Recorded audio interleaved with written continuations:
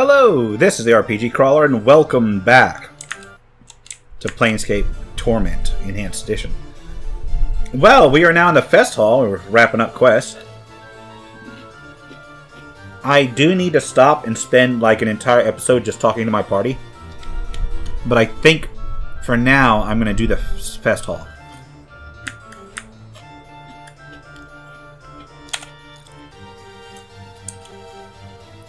Alright, they said something about doors to the east.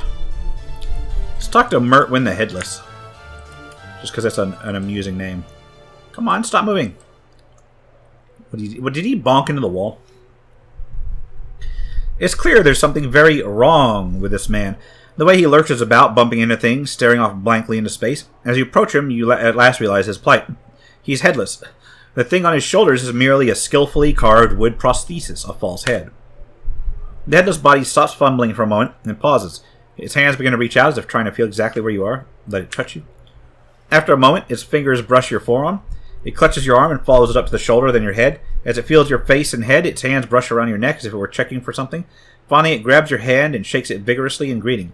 You notice that its skin is cold and slightly clammy. Can you understand me? The figure makes a series of hand motions and waits for a response. Seems like it's asking a question. What? I don't understand. The headless body taps its foot for a moment, scratching at its chin of its prosthetic's head.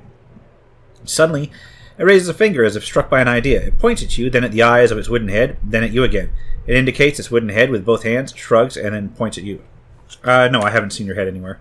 The headless body shrugs, slumps a bit, then turns to amble off. Okay, that's ridiculous. Montague! This handsome young man seems lost in thought, his brow furrowed and a slight frown upon his lips. Greetings. And to thee, sir, hail. What's thou wish of me? Are you Montague? I wish to speak to you about Juliet. Oh, he gives you a puzzled, slightly suspicious look. I overheard her speaking at the Brawler. She's having an affair, you know. Thou speak falsely. I would have thee present me proof before I took thy claim as true. I also found these letters. Here, read them. He takes the letters and reads them over. Alas, 'tis true. She has found another who loves her passionately. Ah, heartache is a sensate's fate, I think. I shall move on to another love and let this other suitor have her, considering the passion of his words. I wish you luck, then. Farewell. I should have saved before. I mean, I've saved recently, so it's not really that big a problem. Should I tell him it's a ruse? I'm going to tell him that it's a ruse.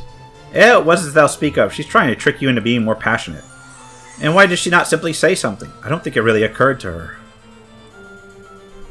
Apparently not. So what should be done? Turnabout is fair play. How should I do so, sir? Say that you're bored with a relationship, that she's not interesting enough anymore. Or say that you're having an affair. Such advice could be dangerous, but it will no doubt spur her to examine our relationship and fight to keep it. It shall be done. How shall it be committed? I'll handle it. I say that I found you with another woman. Alright, then. It shall be as thou say. On second thought, I'm sure to tell her when next we meet. Farewell. And a farewell to thee as well, sir. Now I have some things to attend to. Should we meet again, we might speak more of the matter. Montague turns and to go. That sounds like a terrible idea, but we'll see. Wait, what's this? It doesn't have a... I don't think this is stealing. Force missiles. Okay. Anything behind here? No, what is this throne? This throne appears old as the building itself. It looks unused, more like a piece of artwork than a ruler's seat.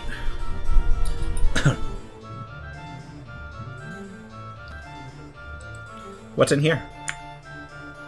Quisai? This is a life-size granite statue of a gentleman standing with his arms this size, eyes closed. It is of excellent craftsmanship, exquisitely detailed and incredibly lifelike. So much so, in fact, that you find yourself wondering if it's really a statue at all. Greetings. Statue makes no response. Touch the statue. You touch the statue and find that while the clothes that adorn it are of gray cloth rather than rock, the skin is as cool and hard as granite. Why would someone clothe a statue? Shall we strike the statue? As you make to strike the statue, its eyes flash open. It catches your fist in an iron-hard grip. Now it gets cold, gray eyes. It speaks with a voice that like two boulders grinding together. Why would you strike Quisai? Forgive me, I only meant to see if you were truly a statue. He nods slowly, frowning. You are forgiven. However, one feels you are lacking patience. Perhaps I should have add some questions. Hello? My questions? Wait for a response. There's still no response. You sense that Kuisai might be testing your patience. Keep on waiting. A few minutes pass, and Kuisai has failed to respond. Wait quietly for a few more moments. Sechi's eyes open. He gazes at you with cold gray eyes. He speaks ponderously, with a voice like two boulders grinding together. Your patience is noted. Kuisai would speak with you now. I have some questions about you. What is it that you were meditating upon when I first found you? Kuisai meditates upon the Way of Stone. The Way of Stone? A philosophy, a method of combat. With it, Kuisai seeks to achieve invulnerability. Invulnerability? You'd be unbeatable in combat. Yes, now, the way is not yet perfect. Kuisai will make it so. One day, Kuisai knows this. Can you tell me what you've discovered so far? No one has asked. Kuisai would share this knowledge of the way. Kuisai shall do this now. He begins to speak at length, slowly and carefully. Updated my journal. Alright, armor class -1. Nice! After hours of listening and many, many questions, you come to understand what little of Kuisai's Way of Stone he can teach you. In combat, you will find it of use to resist and deflect your enemy's blows, improving your armor class. Thank you, Kuisai. I had other questions. Questions about you. Who are you? I am called Kuisai. What are you exactly? One is of the race called Stone Princess. Kuisai is Genasi of Earth. Genasi? Updated my journal. He nods proudly. Kuisai's father was an elemental creature of Earth, a Dao. Those are like lawful evil, right? They're the genie. Kuisai's mother, a human woman of noble heritage, such as it that is to be a Genasi of Earth. What do you do here? Kuisai meditates. Kuisai also trains others in the arts of combat. Can you train me? He looks you up and down, making a deep rumbling noise. Slowly, he holds up his hands and breaks off one of his fingernails with a sharp crack. Kuisai would see you break this stone. He hands you a shard of living rock. Break the stone? With some effort, you snap the shard of rock in two. He takes the stones from you and places them in his mouth, chewing them to dust with a harsh cracking sound. Kuisai finds you physically suitable. Kuisai would now ask, why do you seek training? To defend myself. Kuisai finds no need for melee, then. What do you mean? Kuisai means to say that there are many ways to do these things.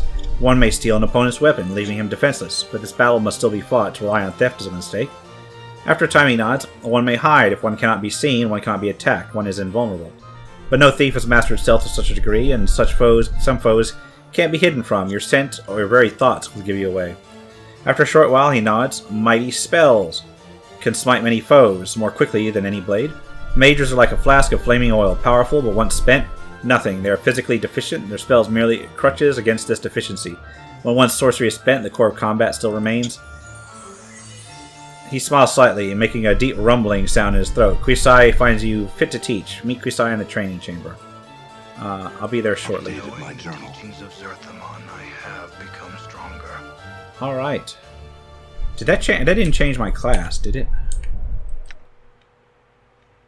I am still a mage. My AC is nice. Although I think at least one person leveled up, yeah. Dakan leveled up. I'm going to level him up real quick. He has gained a level in mage by training as a warrior. Alright. Let's see about the spell book. Not me. Dakan. Get another one of these. Alright, good. So I've been trained there. Let's train here. Let's go in here. Nothing but sensates. Let's go down here. Nothing but sensates. Oh, Geisis the Crooked. I'm going to quick save the game. This squat, hunched old man still has the broad shoulders and scarred callous hands of a worker or warrior. An aura of weary despair seems to hang about him. He appears to be giving a lecture at the moment. Stay for the lecture. Right, so listen up. This is the seminar on the war. If you're here to listen about the blood war, take root.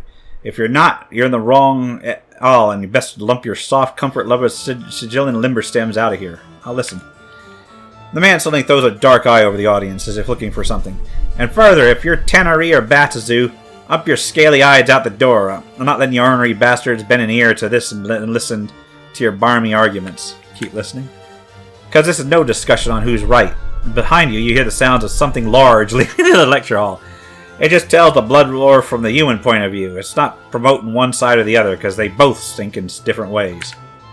The speaker becomes somber. So what's left of you wanting to listen to some blood war stories, tales about the war, there to hear the horror of it all, no doubt.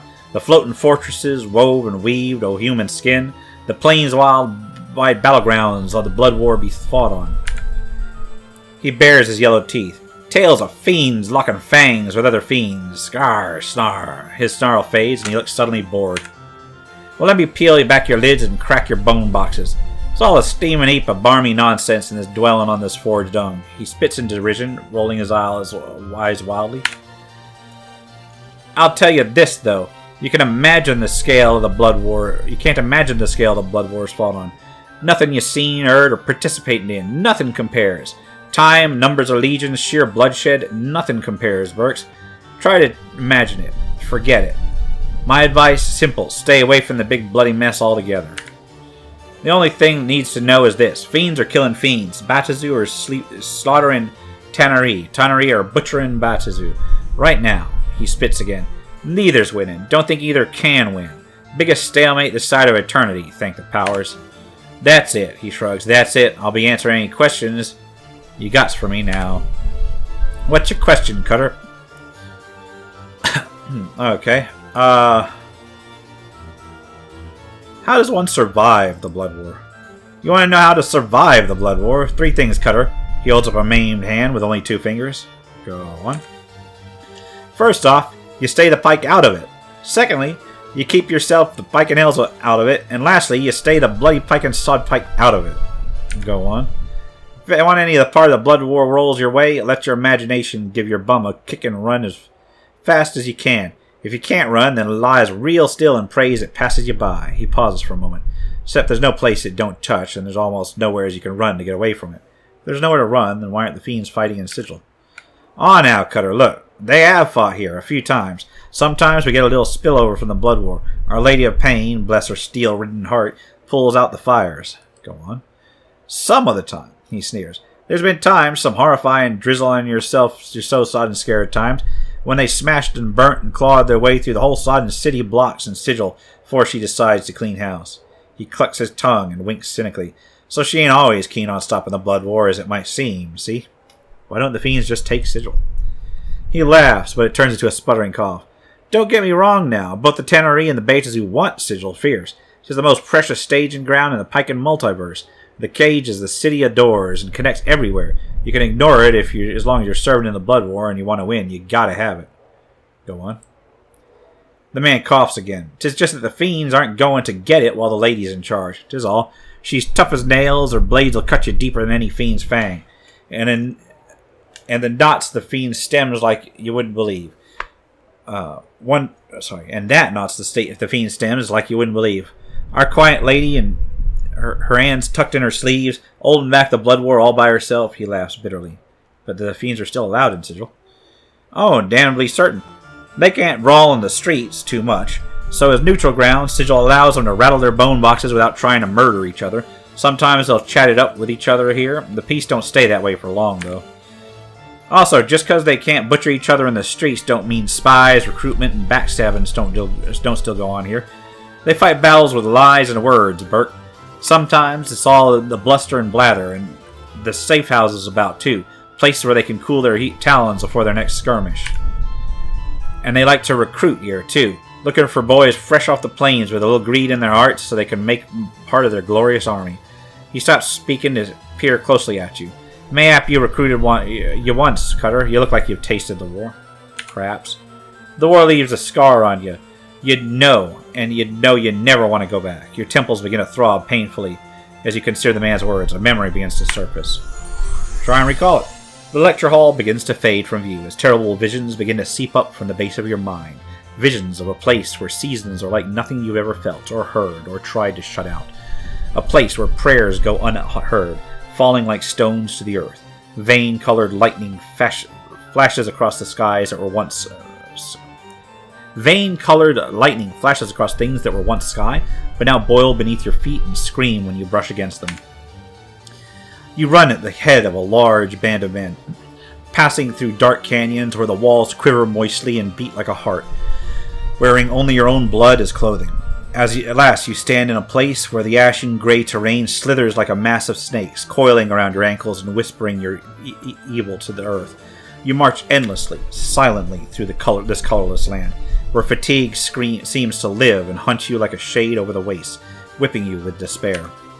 In time, you and the ragged men who follow you come upon a hag sitting upon a mound of gigantic writhing larvae, poking at one of the slime-covered things with a broken talon. You indicate for one of the men to run forward and speak with her. The hag's grating voice carries to your ears. "I would speak with him," she said, then cackled. Her eyes gleam as she points you out to the man. "The handsome one that leads your ragged column. I would speak with him, and that is all you can recall." "Cutter, you feeling all right there?" Yes, I'm fine. Do the fiends recruit often?" He nods grimly. "You can be sure of that. Sigil's the best source of fodder in the plains. Beats milking planets to their prime inhabitants. It's too much work." "So any more advice on surviving the war?"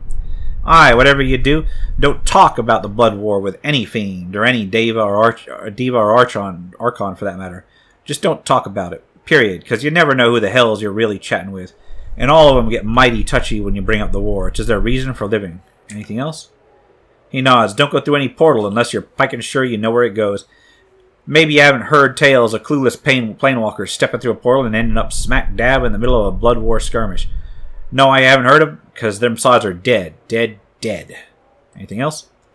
And whatever you does, never sign up for a tour of duty, no matter how much jink they flash in your mug. Certain death on signing up for a tour in the blood war are the same thing, Cutter. Why is that? Chances are when you sign up, they peel you so your tour of duty is till time itself grinds you to a halt.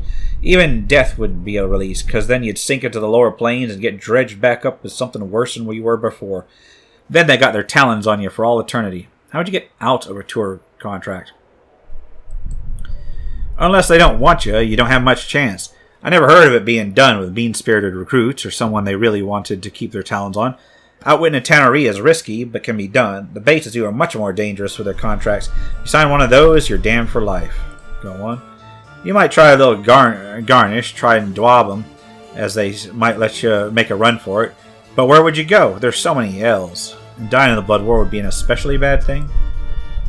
If you were evil, sure. If you're good, you go to another plane to spend your afterlife. But you'd still be a debtor. Now for me, I still got a lot of evil to wash from me souls, so if I died on the lower planes, they would have had me lock, stock, and barrel. How would you get out of... Hold on. You go to another plane when you die? Can you explain that? Go talk to the other death lecturer if you want to dark on that. I can't explain it as well as he, though he's twice the fool and might scald you with hot air roaring from his mouth. How would you get out of a tour contract? Go on. How'd you escape the blood war? The man's face darkens. Well, that's the one thing I won't speak of, Cutter. Suffice to say, a man does what he has to escape the war. Let me ask you about something else then.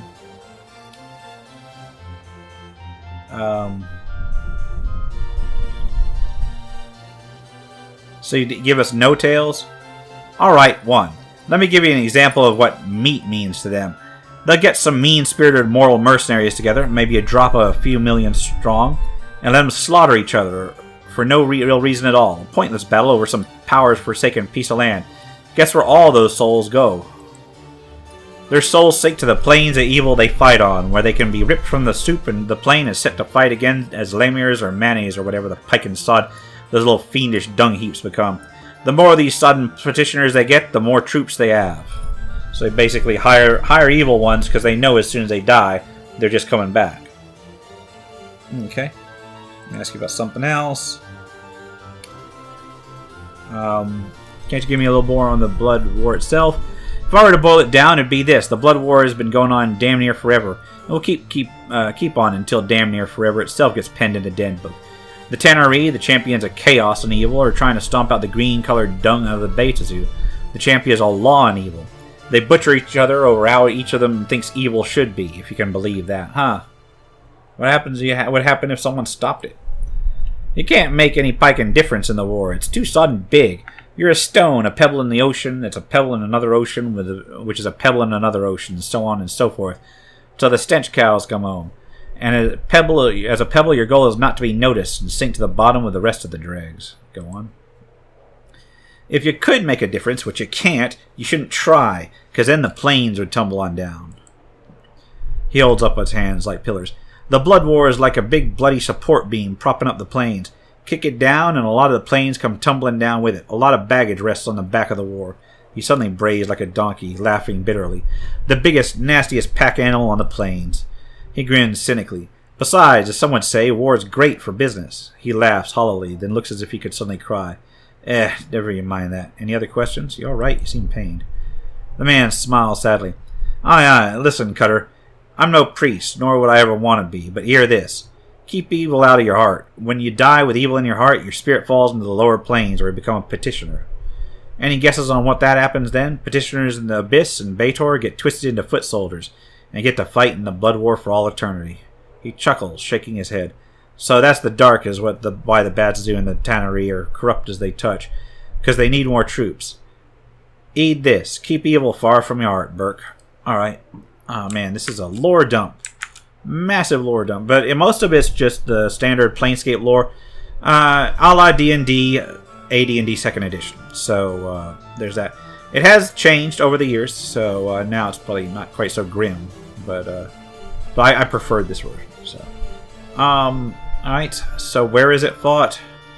Plenty of places. Usually the lower plains, anywhere along the river Styx, the 9 layers of Baator, the 4 furnaces of Gehenna, the Grey Wastes, cold Carcery, the prison plane, and the piking near-endless well of evil that is the Abyss. Somehow the Grey Waste sounds familiar to you. Tell me about the Grey Waste. Also called the Glooms. He shrugs, then shivers as if by reflex. Grey in every sense of the world. Colors burn your eyes there. They shout, are too loud, and your dreams are pulled to the surface and poured on the ground, lost forever. Only the Night Ags rule there, the Grey Ladies of the Waste. Okay. Describe the Tannery. The man nods. The Tannery pay better than the Baator, but you need to be 2 or 3 faced and have a bunch of eyes sprinkled all over your body, because you can't ever turn your back on them. They're chaos, the ones with whim and whimsy in their hearts. Trust or uphold in their words aren't high on their list. He sniffs, then shrugs. They don't care what happens, so long as something happens, and it is evil. Mostly they attack the Baator to keep from killing each other. Let me ask you about something else. Describe the Baator. The man nods. They don't usually pay as much as the Tannery, but they don't break their written word. They're smart, though. Several hundredfold smarter than what they've been making contracts since time began. They know how to peel someone with words, they do. Sign, and most likely you'll be peeled and hung out to dry in their legions. They plan like bastards. They put more thought and preparation into a single strategic skirmish than most human armies devote to an entire campaign. He sniffs, then scratches his chin. They usually assemble their forces on Avernus, the first layer of Baator. What is it like? Avernus? The man grimaces as if recalling the place caused physical anguish. It is inhabited by the damned and those that prey on the damned. The red-flecked lands of noxious sands and blistering fires that scream across the landscape. That was my taste of Baator, the lair of Avernus. Terrible place. What sorts of forces serve in the Blood War? All sorts, aside from various mortal Burks from all across the plains. Abishai and Cornigans, Lemures and Niparebu, Succubi, the list goes on. Tell me about the Abishai. They're the grunts in the most Baator's armies. They're different sorts, black-scaled ones being the weakest and most common. Alright, tell me about the Cornigans. Cornigans are dead at Ard, Cutter. It's rare to see more than a few of them together, though sometimes they form bands of elite troops. Usually they lead lesser forces, like Abishai and mortal mercenaries, into battle. Alright, what are the Lemures? Lemures are these things. They look like melted people. Annoying little sods that regenerate, even as you're killing them. They're oblivious to danger or pain, and so never run away from a fight. Mostly good for dying on the front lines, and not much else. Alright, what about the Niparebu? Fat little pikers that have these tiny little heads. Deaf, dumb, and blind, they exist to die on the front line. Hard to kill, too. Even the most wee bit of them will grow back as a whole one if you let it. Alright. How about the Succubi? Tannery, lovely but dead evil they are. They seduce mortals and try and drag them into the abyss. More petitioners, more fodder for the war. Okay, and that's it on that. What started it? You got a right to be curious about what started this big old sawdust soup mess in the first place. What set the fiends to locking horns in the first place, biting and clawing at each other until that was the only reason they were alive? Simple. They met. He sighs. Tannery and Batsuzi crossed each other one day, and like two drunken bigots they set into fighting. That's simple. Well, nah, pike that. Imagine two drunken priests who believe each knows the only way to live. Now make those priests ripped with scales and fangs and horns and a cruel streak 7 leagues wide and put them in a itty-bitty sodden cell, and you have a good idea the love can spring forth. And there you have it, the origin of the Blood War. Why are two evil races fighting? One believes evil should be nice and orderly. One believes evil should be chaos running rampant across the plains. Both evil, but don't mean they can't agree on anything. Bad blood, bad blood. Each wants to exterminate the other so that only their brand of evil remains. They hate each other, like... He wrings his hands together, trying to find the right words. You see, they don't hate each other like we hate. We don't even know what hate is. We have one word for hate. They have, his voice drops, thousands upon thousands. Their meaning is twisted and pawed like bodies. That's why they fight. Alright, anything else? Okay. Alright, you're done. Right, that's the last bit then. Some of your sensates, and so I've got one thing to say to you. Don't sign up to see what the Pike and Blood War is about. Don't be a barmy idiot. Use the sensory stone if you got to know, but stay the hells away from anything to do with the Blood War for real. It's just not worth it. 'Tis for a moment. A look of great pain crosses the man's face. It looks as if he's going to weep. Not worth it at all. That's the end of this session, so farewell. Alright. That's kind of brutal. Kind of really brutal. Okay. Well, you know what? And you're going to hear the music cut in and out as I tap one. I got a couple more minutes. Let's try and find somebody else. Alright, now there was supposed to be somebody in this hallway I'm supposed to be looking for. Jumble Murder Sense. This short, balding man's orange tunic and rather sizable gut give him the look of a walking pumpkin. He absently-mindedly patting his large paunch with a slow rhythm, as if it were a drum. The man's odd, crooked smile and a strange gleam in his eyes make him look a bit mad. The man gives an exaggerating, flourishing bow and presents a small card which reads only Jumble Murder Sense, Zostotek Sorcerer Extraordinaire. He then snatches the card from your grasp and proceeds to eat it, grinning wildly all the while. I'd like you to remove Requin's curse. Jumble pretends not to hear you, instead belching loudly and resuming his belly drumming, his eyes wandering around the Festhall. Is there anything I can do so you'd remove Requin's curse? He doesn't look at you, but shakes his head. Remove Requin's curse, Jumble, before I'm forced to hurt you. Jumble raises one eyebrow and takes a step back. He opens his mouth abruptly, and though his lips or throat don't move in any shape or words or sound, a torrent of incomprehensible babbling begins to pour forth. My journal. Jumble shuts his mouth, and the babbling ceases. He peers at you through narrow eyes, a self-satisfied smile on his pudgy face. Suddenly you hiccup and hiccup and hiccup again. Jumble Murder Sense simply turns his head and waves you away.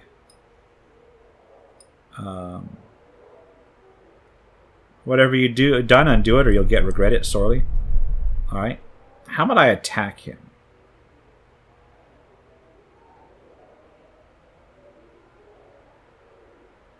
I'm gonna wait for the moment. Done. Ah.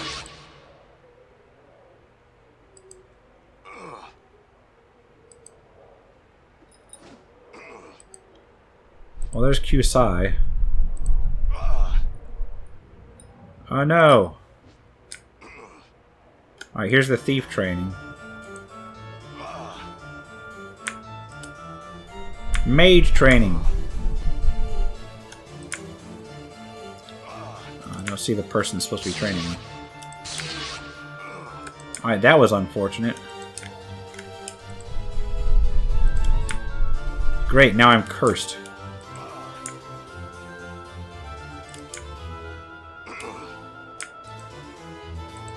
Let's see who's in here. There's Merriman. 3 planes aligned. You know what? I'm gonna come back for that lecture.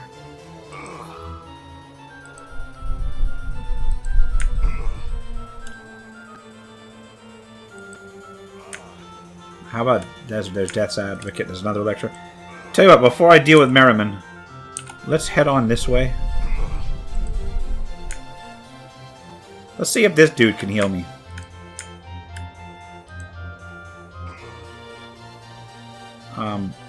Can you help me? Another question. Jumbo Murder Sense cursed me. Could you or anyone you know of help me? We recommend that you speak with the one known as Salabesh. If he's not within the Festhall at this moment, he'll be in his immediate vicinity. Salabesh is tall and thin, often dressed in robes of black or crimson. Thanks. That's all I wish to know.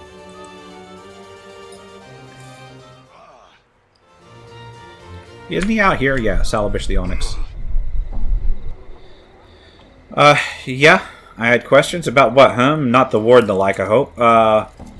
Your Master Curse, perhaps you could help me. Help you?